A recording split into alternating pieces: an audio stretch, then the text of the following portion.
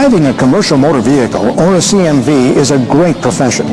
It offers the independence of the open road, along with a sense of pride that you're performing a duty that is absolutely essential to American commerce. But the job comes with many responsibilities. The greatest responsibility of the professional CMV driver is safety, for yourself, for anyone riding with you, and for others on the road.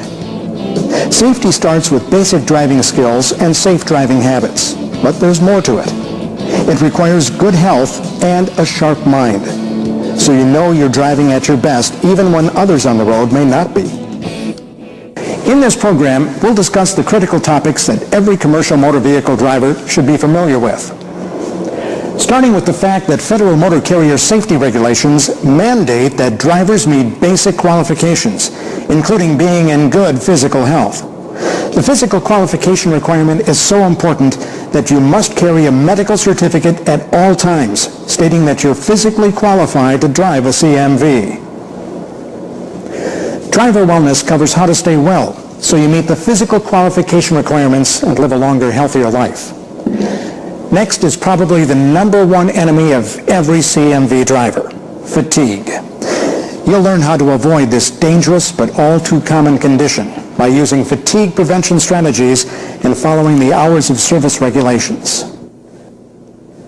And finally, one last vital element of safety: whistleblower protection. We'll talk about your right and responsibility to report vehicle safety violations, to refuse to drive in unsafe conditions, and to refuse to violate vehicle safety laws or regulations, including hours of service. Whistleblower protection helps you exercise this right without fear of retaliation. Your chosen profession is a rewarding one, but it's also demanding. Following these universal driving basics makes it safer for everyone.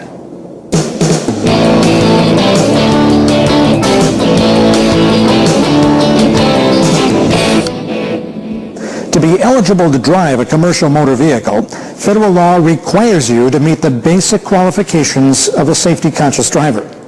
Just what are those qualifications?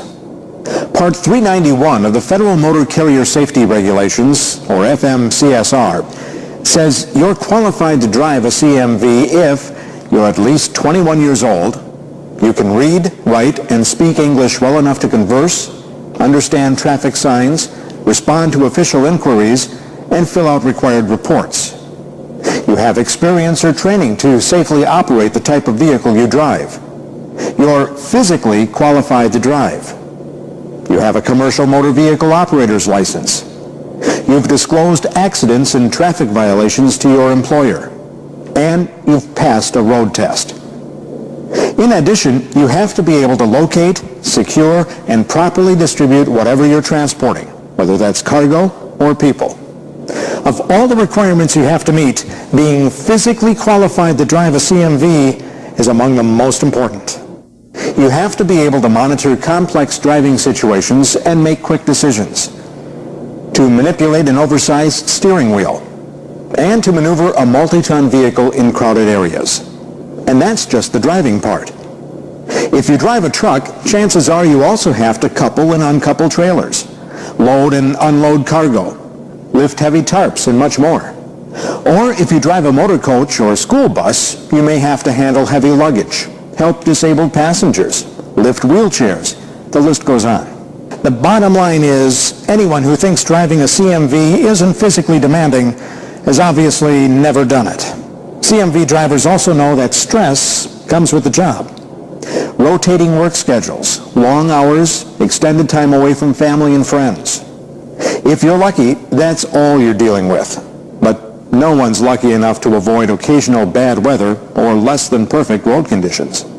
Top it all off with excessive vibration, noise, and temperature extremes, and the stress can really get to you. But you can't let it.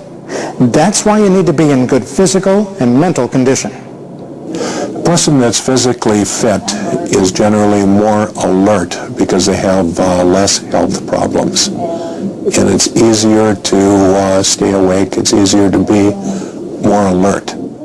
A driver has to be vigilant all the time. And so if a driver isn't feeling well, or, is suffering from something that is really taking some of the alertness away. That can be a fairly dangerous situation at some times for drivers. Just what are the physical qualifications for driving a CMV? They're spelled out in Part 391, Subpart E of the FMCSR, and include guidelines in the areas of hearing and vision, blood pressure, diabetes, cardiovascular health, respiratory function, epilepsy, psychiatric health, and alcoholism, some of which we'll talk about in a moment. As we said earlier, you're required to carry a medical examiner certificate verifying your medical condition at all times while operating a CMV. In fact, outside of your operator's license, this is the only certificate the regulations require you to carry, so you can see how critical your physical health is to your ability to drive. Federal rules require that you be examined by a licensed medical examiner who's familiar with the regulations, and that you get re-examined at least once every 24 months.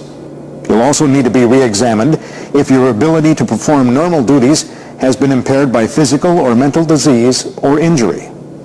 One of the more common standards you need to meet during the examination covers vision and hearing. You may not recognize the name, but you've all been familiar with the Snellen chart since grade school. To meet the vision qualifications, you have to score at least 20/40 in each eye on your Snellen test, with or without corrective lenses. Your field of vision, or the ability to see side to side, has to be at least 70 degrees in each eye. And you have to be able to recognize the colors of traffic signals. The hearing standards are even simpler. You need to be able to hear a whisper from 5 feet away in at least one ear. This is 5 feet. With or without a hearing aid. Another common physical condition you'll be tested for is hypertension, better known as high blood pressure. Do you have high blood pressure? You wouldn't be alone if you did. It's estimated that 1 in 4 American adults has it. But high blood pressure can be dangerous. If you have high blood pressure or are being treated for it, your medical examiner will require you to be examined more frequently than every 24 months.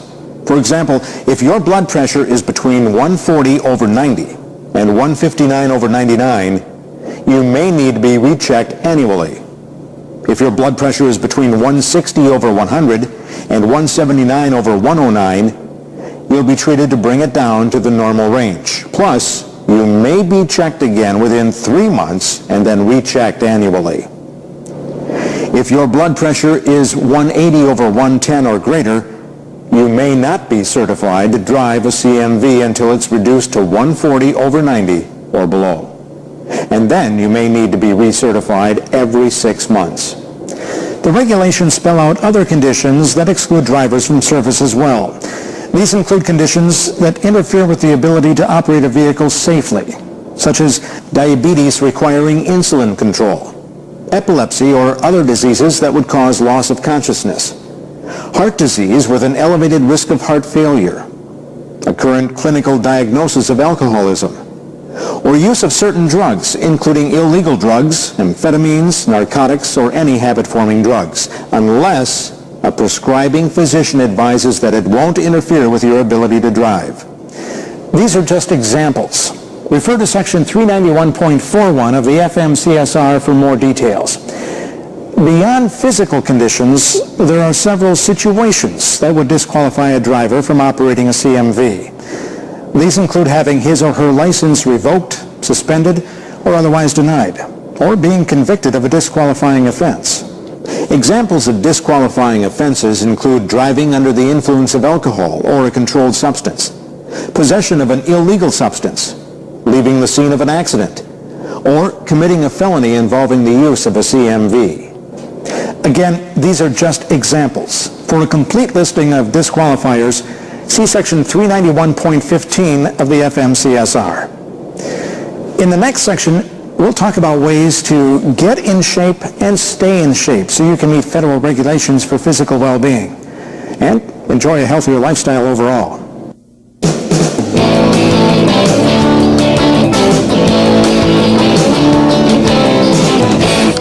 In the last section, we talked about federal regulations governing driver health.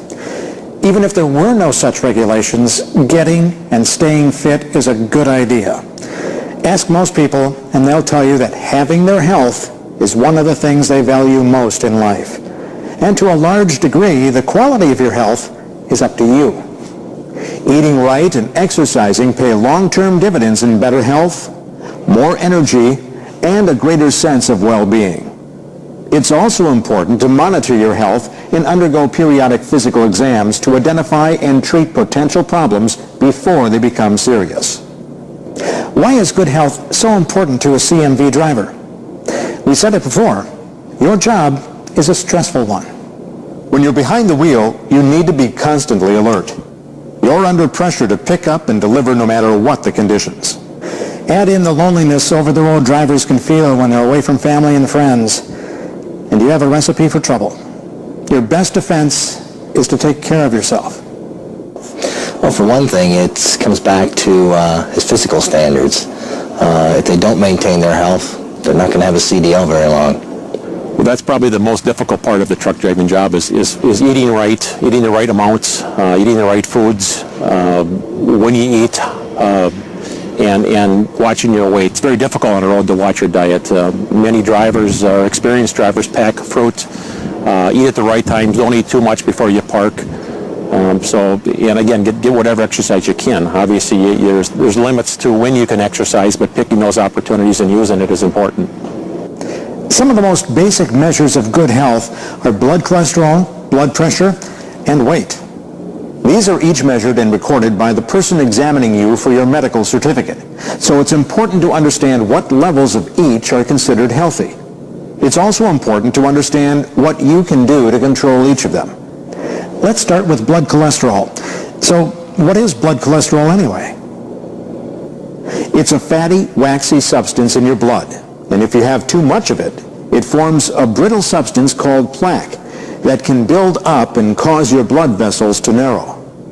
The problem is you don't even know it's happening until it begins to restrict blood flow to organs like your heart and brain, which of course can lead to heart attacks and strokes. Do you know whether your cholesterol is in the healthy range or not? Compare your cholesterol level to this chart from the National Cholesterol Education Program. As you can see, there are two kinds of cholesterol. LDL, which is the bad cholesterol that causes buildup, and HDL, which is the good cholesterol that removes buildup.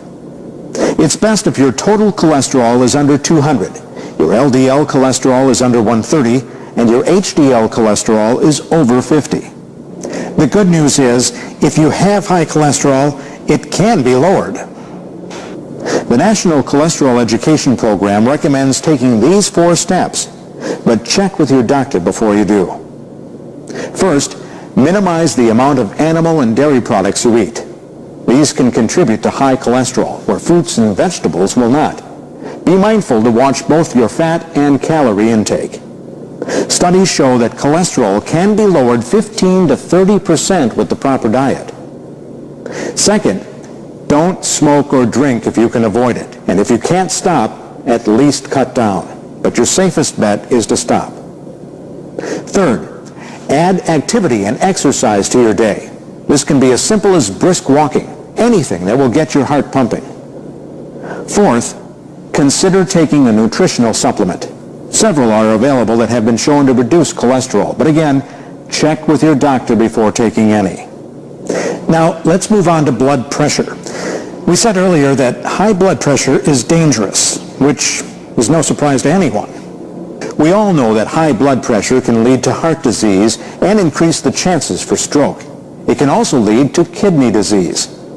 Like cholesterol, if you haven't checked your blood pressure lately, you may not even know you have a problem. There may be no warning signs, but once you develop high blood pressure, you may end up battling it your whole life.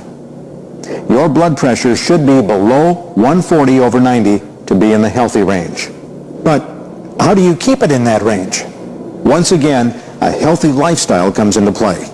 It's important to approach the things that contribute to high blood pressure sensibly. That includes watching your weight, exercising, eating a diet that includes fruits, vegetables, and low-fat dairy products, eating less salt, quitting smoking, and drinking in moderation or not at all. These healthy lifestyle habits should keep your blood pressure under control. But sometimes a healthy lifestyle isn't enough. If that's the situation you face, consult your doctor for medication that can help.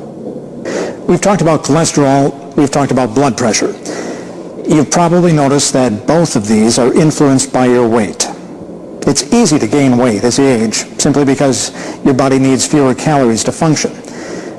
If you don't cut calories or increase activity as you get older, you'll gain weight. Believe me, I know. But being overweight contributes to so many health problems.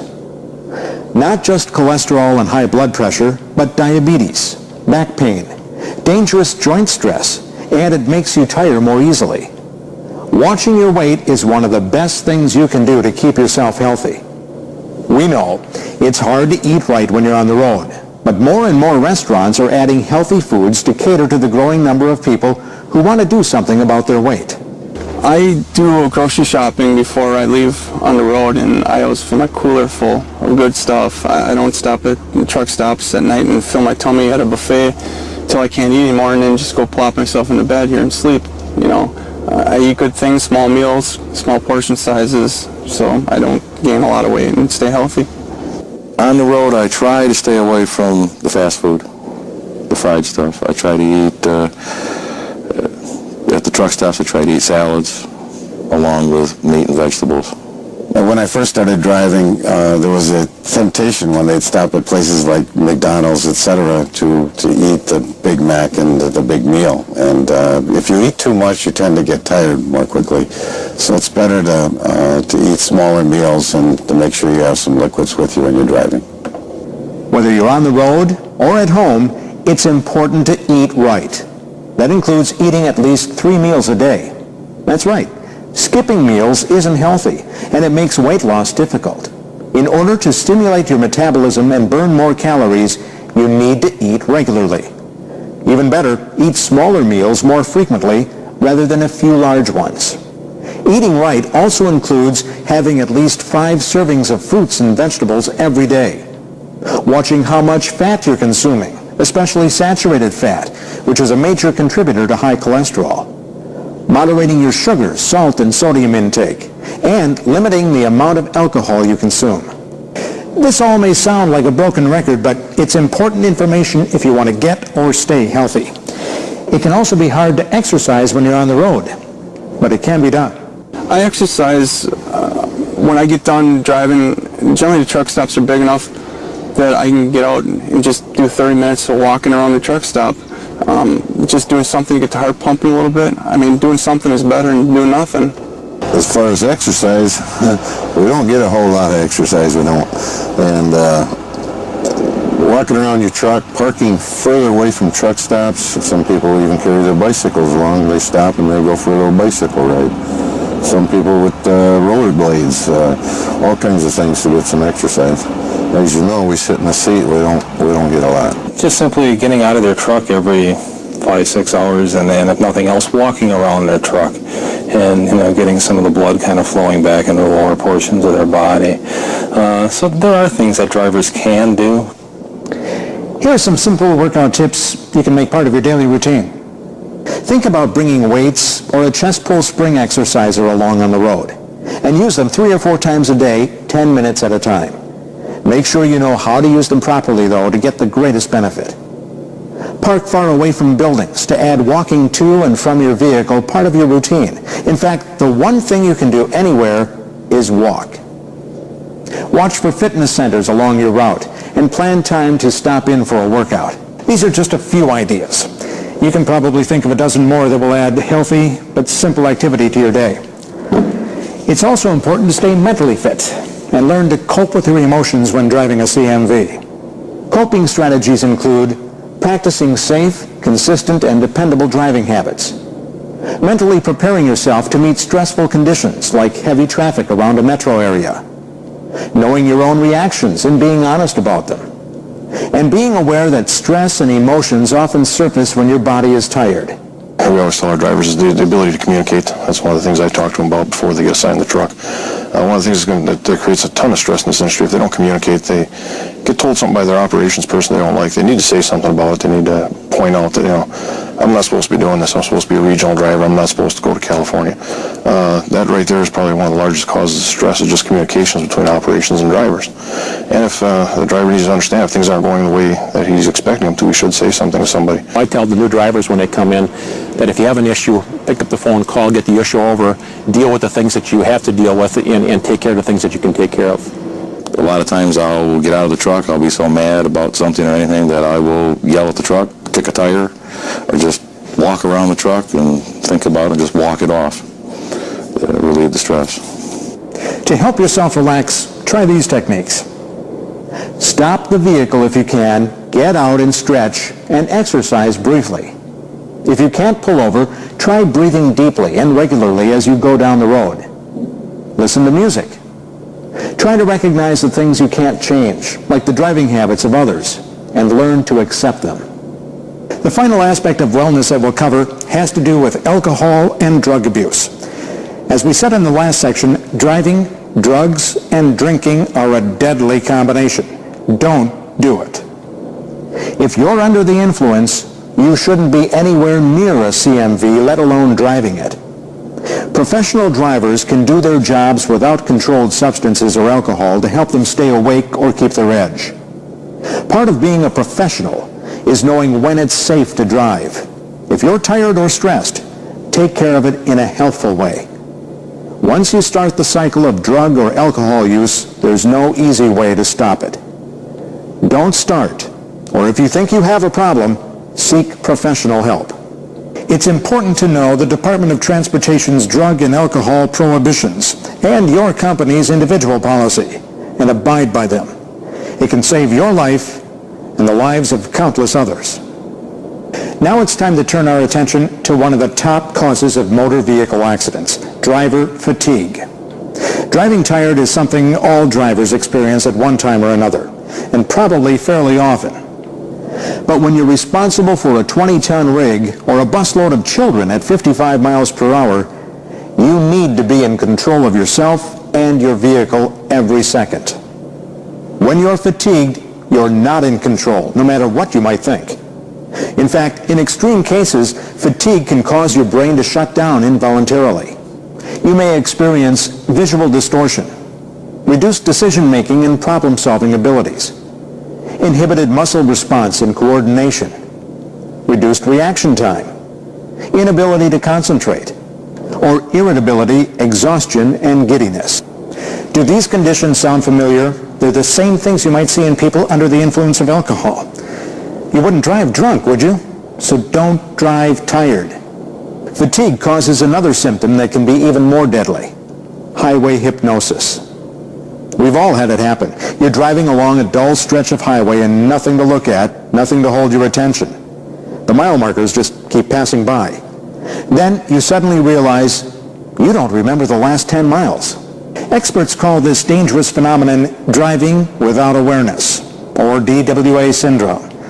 It can happen even when you're well rested, but more often it comes with fatigue. The problem is, you may not come out of the trance until your mind finally registers a hazard ahead, and then it may be too late to react appropriately and safely. The key factors contributing to fatigue-related CMV accidents are the duration of sleep during your last sleep period, the amount of sleep you got in the previous 24 hours, and whether the sleep is continuous or interrupted. Sleep debt causes a person to not be as aware of their surroundings, and therefore they may be awake, but they're not alert, and that during times of boredom can cause them to fall asleep when they had no intention of falling asleep. The problem with fatigue is a driver suffering fatigue starts tunneling out. Normally a driver needs to be able to see 360 degrees around, rear checks, traffic checks. He has to have very good vision, very good eye movement. One of the first things that happen when a driver gets fatigued is he loses that ability. He starts tunneling. If he allows it to go long enough, next thing you know, the only thing he's doing is looking out the left windshield. If I'm tired, I will definitely lay down and sleep for a period of time, 20 minutes or so. Usually refreshes you and gets you feeling better. Trying not to start out fatigued in the first place is very important. Mostly I deal with fatigue by finding a place and taking a nap, getting sleep. Lack of sleep is the #1 factor leading to driver fatigue. How are your sleeping habits?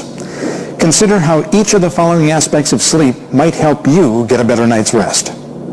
First, let's talk about sleep debt. Sleep debt is the time when you don't get enough sleep. It usually builds up over time, and people in this country are always behind on their sleep. And it takes a long time to get back to where you have fulfilled that sleep debt. It doesn't just happen with one night of sleep. It takes a long time to get that back, probably 2 nights of good sleep to actually replace that sleep debt. Most adults need between 7 and 8 hours of uninterrupted sleep to feel well rested. Some may need more. If you don't get enough sleep, you may be able to function fine for a couple of days, but soon sleep debt can develop. The longer you go without enough sleep, the more you'll need to catch up. There's no way around sleep debt other than getting the sleep your body is craving. Unfortunately, you can't build up a bank of sleep time and then expect to go without. It's just a matter of the driver being disciplined, realizing that if I got to drive all night, I've got to sleep sometime during the day. That kind of goes against a lot of people's natural body rhythms, or when they're at home, against the schedule of the family. But, if you have to roll at midnight, somewhere around 4 in the afternoon, you better be looking for some sleep. If you don't get enough sleep, you tend to be more tense. When you get plenty of sleep, you're relaxed, and on the longer hauls, of course, it helps you to stay awake. To be more alert, I guess, is the best term. Proper rest, when it's a 10-hour break, don't go be sitting in a truck stop playing video machines. Get your rest, because you need it. We're creatures of habit, us humans, more than we realize. Our circadian rhythm, or our body's internal clock, tells us when and how much sleep we need. Most people's clocks run on a 24-hour period. Your body expects you to wake up at a certain time, eat at a certain time, and sleep at a certain time. If your schedule changes, say you're in a different time zone, or you change from a day shift to a night shift, your internal clock needs time to adjust to the new schedule, meaning you need to watch out for fatigue. Getting the right kind of sleep is just as important as getting enough sleep. As you sleep, your body goes through different stages, from light to deep sleep. Getting 8 hours of uninterrupted sleep allows your body to get the maximum value that quality sleep provides. Some drivers find that no matter how much sleep they get, they still feel tired. They may be suffering from sleep apnea, a condition that can awaken you hundreds of times during the night as a result of breathing difficulties. If you suspect that you may be suffering from a sleep disorder, consult a physician for treatment. Here are some tips to help you sleep better. Make sure the room is a comfortable temperature. Exercise early in the day to help sleep at night. Don't do it right before bed. Avoid heavy meals, caffeine, and alcohol before trying to sleep. And if you can't get to sleep right away, just get up and find something quiet to do until you feel drowsy. And what about how you spend your off-duty time? We all have things we enjoy doing, plus responsibilities that we need to take care of. But do you plan enough time for sleeping when you're off-duty? Instead of doing things that will wear you out right before a trip, like rushing to get yard work or housework done, plan relaxing activities so you aren't stressed out at the end of your rest time. Fatigue is commonly considered a physical problem, but stress can be a big contributor too. You may not even feel physically tired, but stress can tire you out mentally and emotionally, making you feel drained. As stress builds up, you become distracted. Keeping things bottled up only makes the problem worse, and soon you lose concentration, alertness, and stamina. Different people battle stress in different ways, but there are a lot of things you can do to take the edge off. Consider exercising, talking to another driver or a friend, taking a walk, listening to music, or building something. Whatever you do, recognize stress for what it is and do something to take the pressure off. I think the biggest key to stress is communication. When you have a problem, you work that problem out. You talk to your management, talk to your dispatch. But you have to understand that there's certain problems in trucking, and you have to deal with those problems, and you have to make that part of your daily routine. Sometimes stress can bring out the best in a driver, like when white-knuckle weather conditions force you to be more aware of everything going on around you. But once the need to be alert passes, you may experience stress-induced fatigue, a condition that leads to mistakes. A driver might travel for hours through a blinding snowstorm, then end up in the ditch just a few miles from home. Letting down your guard too soon is an easy mistake, and one you should be careful to avoid. Driving fatigued can be deadly, both for you and others on the road. Fatigue is one of the top contributors to accidents involving injuries and fatalities. So how do you recognize when it's time to take a break? Here are 4 signs that it's time to pull over immediately. Your eyes occasionally lose focus. You yawn frequently or repeatedly. You make stupid mistakes like missing your exit. You experience highway hypnosis. And here are some signs that you've crossed the line and shouldn't be on the road at all. You find yourself weaving or drifting across lanes. Your eyes start to play tricks on you. An exit ramp might look like your lane, or a road sign may look like a person. You see phantom vehicles and jerk to attention, wondering what just happened. You can't concentrate for more than a few seconds. Your eyelids feel unbearably heavy, occasionally even closing by themselves. Or your head falls toward your chest, and you may actually doze off. If you wait for these symptoms of fatigue before pulling off, you're putting your life in jeopardy. The true professional stops for a break before endangering lives. And you're not the only one who gets tired on the road. Keep an eye out for the people out there with you, too. If you notice another driver suffering from fatigue, don't be afraid to let him or her know that no one in that condition belongs on the road. What can you do to avoid fatigue? Use common sense techniques, like planning your routes to minimize driving and allow time for breaks, operating your vehicle smoothly, cutting down on rough shifting, hard turns, and sudden braking, avoiding caffeine on the road. It'll pick you up for a while, but leave you even more tired than before. If you wear glasses, make sure your prescription is current. Also, use sunglasses in sunny weather and keep your windshield clean. Eye strain can lead to tension headaches, which can lead to fatigue. Eat healthy meals on the road. Foods high in fat, carbohydrates, or calories, but low in nutrition can make you feel tired. And of course, get plenty of sleep. When you've been on the road for a while and you begin to feel fatigued, remember this. No matter how many years you've been driving a CMV or how many miles you've logged, you're not a machine. You're human, and you need sleep. You know it takes a sharp mind and steady hand to control your vehicle. So when you consider going just a little farther before you rest, ask yourself, is it really worth it?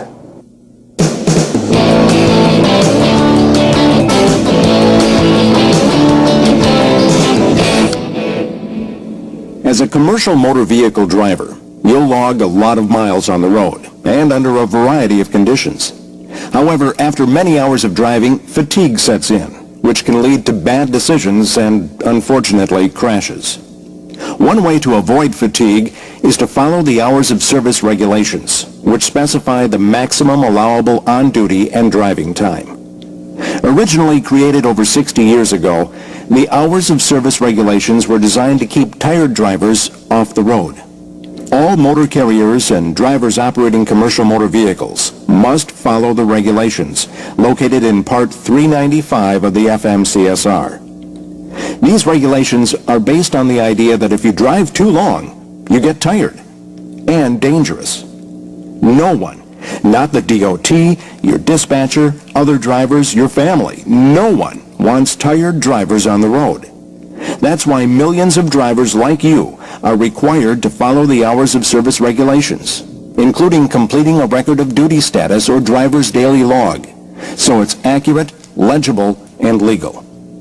Violations of these regulations carry tough legal consequences for both you and your carrier. The DOT takes them seriously, and so should you. Logging errors and exceeding legal hours of service represent the largest group of cited violations by the DOT in compliance reviews, and they're not cheap. In fact, drivers like you and companies like yours have been fined more than $300,000 for violations. Recording all driving, on-duty, and off-duty time is a required part of the job. Logging, tracking hours of service, helps you stay in compliance and keeps you within your legal hours of service limitations. If you don't keep up your log, or if you falsify it, you could be placed out of service and face costly fines. More importantly, violating these regulations threatens your safety and the safety of everyone who shares the road with you. The hours of service regulations are meant to provide the opportunity for you to get the rest you need. They're a CMV driver's friend, not an enemy. So be sure you understand the hours of service regulations, including exceptions, and how they can be safely applied. Also keep in mind that completing your record of duty status so it's accurate, legible, and legal is required to comply with the regulations. Hours of service is critical because it's a line in the sand where, it's a lot of drivers have a problem with it. They say, well, I could drive more, and others have a problem, well, I have a hard time making that. It's kind of a line for everybody to follow. And it keeps the fatigue driver from getting on the road, and that's the whole goal of the hours of service. And one of the things drivers need to understand is they're there for their protection, because if the industry didn't have the hours of service regulations, the demands we place on the drivers would be astronomical as far as what would be expected of them. They're important so that drivers are not abused. And so drivers have to operate within these parameters. Not all drivers like the parameters, but the bottom line is the parameters are there. They're there to help the driver stay safe, to help the driver stay sharp, and to help the driver plan their week, where they can go and how much they can do.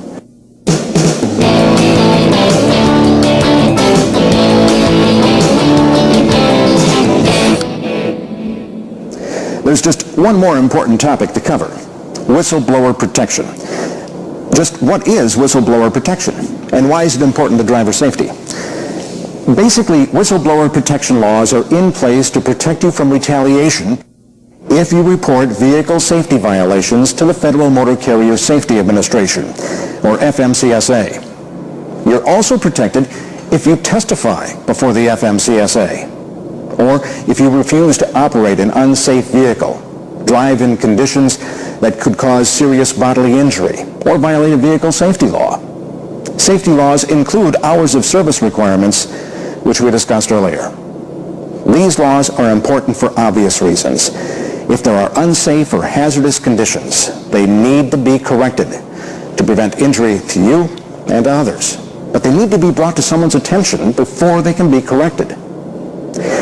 If you make a vehicle safety complaint and it results in termination of employment, demotion, an undesirable reassignment, loss of seniority, loss of personal leave, or any other form of discrimination, you can file a complaint with the Occupational Safety and Health Administration, or OSHA, or you can have someone file it on your behalf. Here's how it works. Complaints should be filed with the OSHA area director in the area where you live or work. A complaint should be filed within 180 days of when the discrimination occurred. However, there are situations where the time limit will be waived.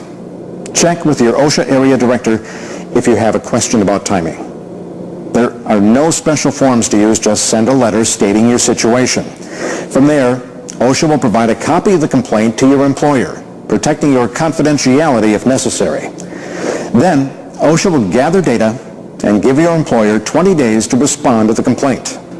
If OSHA finds reasonable cause to believe the violation is valid, they'll continue to pursue your case until the situation is resolved. The whistleblower is something that is required and necessary because of companies that take shortcuts and try and cut corners. I think they're important from a standpoint that drivers with carriers, the trucking companies that don't care, and they're being pushed beyond their limits, can actually call someone and someone can come in and investigate those carriers, where in the past that wasn't really out there for the drivers. So I think today it should give them that feeling behind themselves that they know that there's another agency out there that does care. The main thing to remember is, if you've got a safety concern, it's critical to report it to protect yourself and others. Whistleblower protection laws are there, so you can do your job with peace of mind.